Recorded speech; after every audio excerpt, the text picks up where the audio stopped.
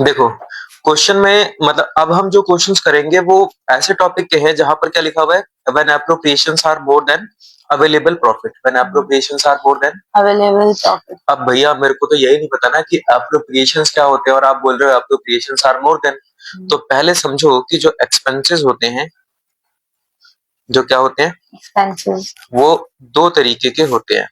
कितने तरीके के? दो तरीके।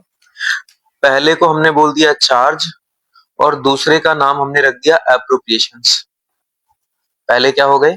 चार्ज और दूसरे एप्रोप्रिएशन। चार्जेस और एप्रोप्रिएशन। पर भैया हमने तो पढ़ा था एक्सपेंस दो तरीके के होते हैं, डायरेक्ट, अनडायरेक्ट, अनपेड, प्रीपेड। ये क्या आ गया? चार्ज और एप्रोप्रिएशन। देखो, चार्ज का मतलब होता है कंपलसरी एक्सपेंस। बोलो, चार्ज का मतलब क्या होता है? Compulsory expense. कंपलसरी एक्सपेंस कौन से होते हैं?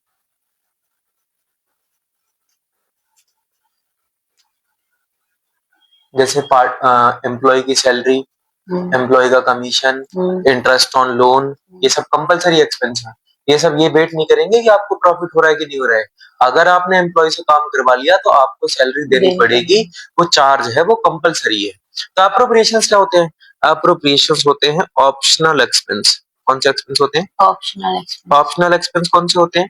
जो तभी अलाउ किए जाते हैं जब प्रॉफिट हो। लॉस हो जाए तो ये वाले खर्चे नहीं दिए जाते।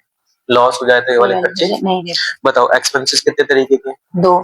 चार्जेस और एप्रोप्रिएशन। चार्जेस क्या होते हैं? Compulsory expense. और एप्रोप्रिएशंस क्या होते हैं? Optional expense. Optional expense. Charges होते हैं कंपलसरी एक्सपेंस और एप्रोप्रिएशंस होते हैं ऑप्शनल एक्सपेंस। अब जो कंपलसरी एक्सपेंस होते हैं, चाहे आपके पास प्रॉफिट हो चाहे लॉस हो, पे करना ही पड़ेगा। पर एप्रोप्रिएशन तभी देते हैं जब क्या होता है? प्रॉफिट होता है। प्रॉफिट होता है। लॉस के केस में अलाउ नहीं करते। एग्जाम्पल के तौर पर मैं आपको बताऊं तो जैसे एम्प्लॉय की सैलरी, एम्प्लॉय की सैलरी, या हम उनको जो वेजेस पे कर रहे हैं, या हम जो इंटरेस्ट ऑन लोन पे कर रहे हैं, कमीशन, है ना, या कमीशन हो गया एम्प्लॉय का, या फिर रेंट हो गया, ये सारे के सारे कैसे एक्सपेंस है? कंपलसरी एक्सपेंस है। चाहे आपको प्रॉफिट हो चाहे आपको लॉस हो, देना ही देना पड़ेगा। अप्रोप्रिएशंस क्या होते हैं? ऑप्शनल एक्सपेंस क्या होते हैं? जब आपके पास प्रॉफिट होगा तभी दोगे। जैसे कि पार्टनर की सैलरी, पार्टनर की सैलरी, पार्टनर को तभी सैलरी देते हैं जब प्रॉफिट हो जाए। जब प्रॉफिट ही नहीं तो सैलरी कहां से आएगी? अब मान लो मैं और तुम एक बिजनेस में पार्टनर है और हम दोनों की प्रॉफिट शेयरिंग रेशियो इक्वल है, और तुमने बोला कि भैया हम दोनों को ना साल के अंत में सैलरी भी मिलेगी 2-2 लाख की। मैंने कहा ठीक है ठीक है, 2-2 लाख की सैलरी मिलेगी। अब साल के अंत में प्रॉफिट ही नहीं हुआ, समझ रहे हो? तो क्या हम दोनों क्या करेंगे? पहले घर जाएंगे, घर से 2-2 लाख रुपए लेकर आएंगे, फिर एक दूसरे को सैलरी पे कर देंगे, फिर घर लेके चले जाएंगे। कितना अजीब लगेगा ना, बच्चों वाली हरकतें लगेगी। इसलिए पार्टनर की सैलरी एक एप्रोप्रिएशन है, ऑप्शनल एक्सपेंस है, तभी देते हैं जब प्रॉफिट हो। पार्टनर की सैलरी या फिर पार्टनर का कमीशन, पार्टनर का कमीशन, या फिर पार्टनर का इंटरेस्ट ऑन कैपिटल, पार्टनर का इंटरेस्ट ऑन, या फिर रिजर्व बनाना, ये सारी चीजें तभी होती हैं जब प्रॉफिट हो। लॉस के केस में वाली चीजें अलाउड नहीं होती हैं। तो चार्जेस होते हैं कंपलसरी पेमेंट और एप्रोप्रिएशन होते हैं ऑप्शनल। चार्जेस चाहे प्रॉफिट हो चाहे लॉस हो, देने ही पड़ते हैं। एप्रोप्रिएशन तभी देते हैं जब प्रॉफिट हो। लॉस के केस में देने की जरूरत नहीं। दूसरी चीज आप ये समझ लो कि जो चार्जेस हैं shown in profit and loss account, charges shown in profit and, जो कंपलसरी एक्सपेंस होते हैं उनको कहां दिखाते हैं? Shown in profit and loss account में दिखाते हैं।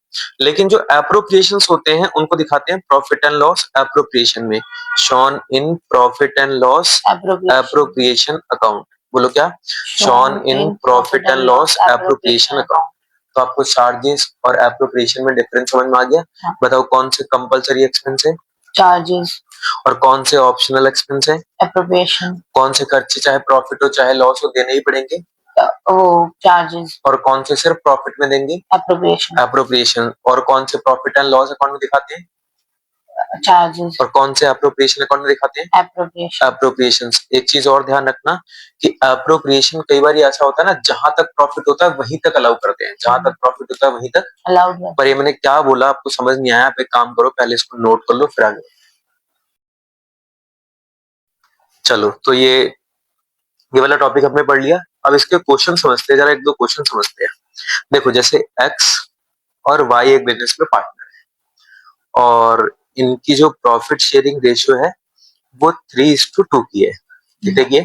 3:2। इनकी कैपिटल दे रखी है 8 लाख और 7 लाख की।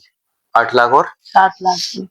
क्वेश्चन कह रहा है कि interest on capital at the rate 10% पर annum हमें देना है। फिर क्वेश्चन कह रहा है कि जो हमें पूरे साल में नेट प्रॉफिट हुआ है वो हुआ है 6.5 लाख का। कितने का हुआ है? 6.5 लाख। आपसे बोला जा रहा है प्रॉफिट का बंटवारा करके दिखाओ। अब आप बताओ प्रॉफिट का बंटवारा करने के लिए जो अकाउंट बनाते हैं उसका नाम profit and loss account. Profit and loss appropriation account. तो क्वेश्चन हमसे बोल रहा है कि profit and loss appropriation account बनाओ। प्रॉफिट का बंटवारा करके दिखाओ, मतलब profit and loss appropriation account. Appropriation account बना के दिखाओ। तुमने कहा ठीक है, बना देते हैं। Profit and loss appropriation account for the year ended 31 मार्च 2000 जो भी होगा लिख देना। फिर फॉर्मूला बनाते हैं। तो एप्रोप्रिएशन का फॉर्मूला बन गया। अब क्या करना है ये बताओ। क्वेश्चन में नेट प्रॉफिट कितना है?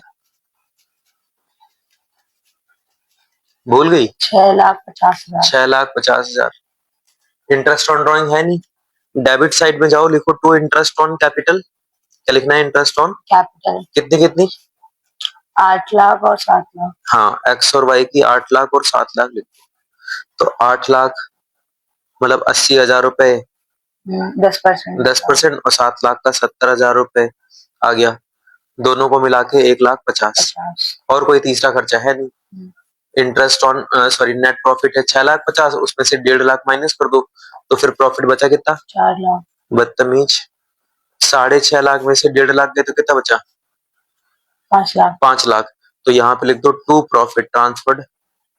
टू प्रॉफिट ट्रांसफर्ड एक्स और वाई।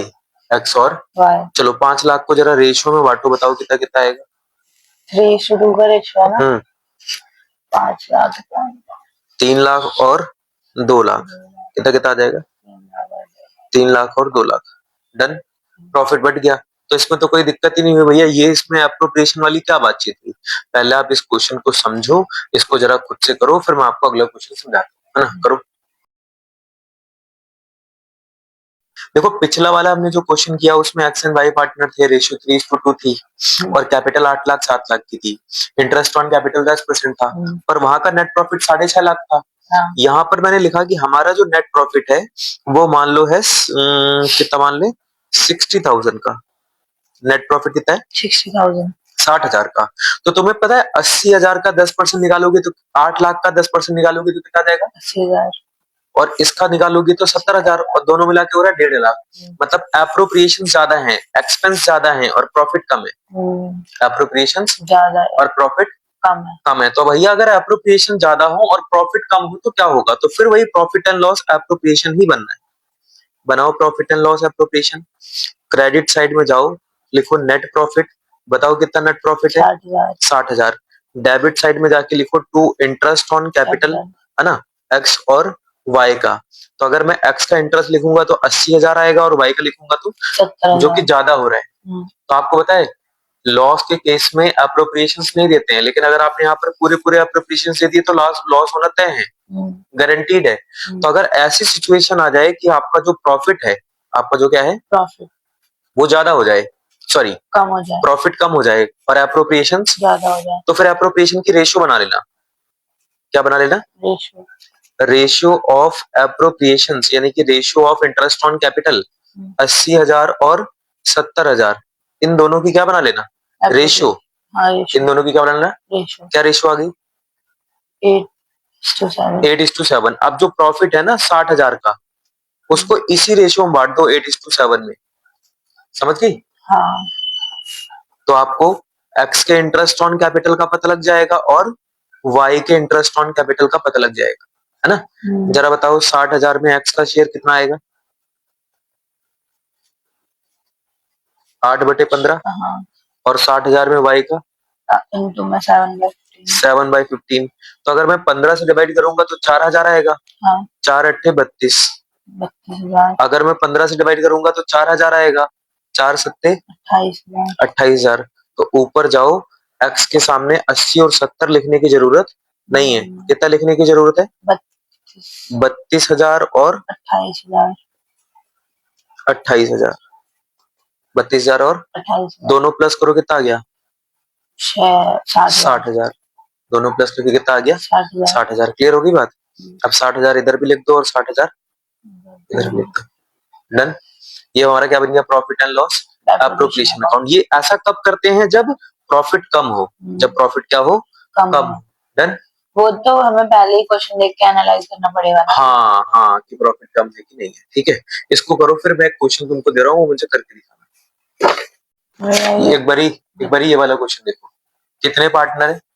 2। क्या नाम है? A B. इनकी रेशियो क्या है? 8:7। 8:7। इनकी कैपिटल कितनी कितनी है? 60,000 30,000। दोनों को प्लस करके बताओ। 90,000। 90,000 का इंटरेस्ट ऑन कैपिटल 10% है। हाँ। तो 90,000 का 10% कितना होता है? 9,000। मतलब हमें 9,000 का इंटरेस्ट देना है। पर आप बताओ क्वेश्चन में प्रॉफिट कितना है? 27 होगा। मतलब प्रॉफिट कम है। तो क्या करोगी? इंटरेस्ट की रेशियो बनाओगी। हाँ। इंटरेस्ट की रेशियो, और फिर उसी रेशियो में नेट प्रॉफिट को बांट देना है। हो जाएगा। चलो करके दिखाओ, पिछला वाला भी और ये वाला।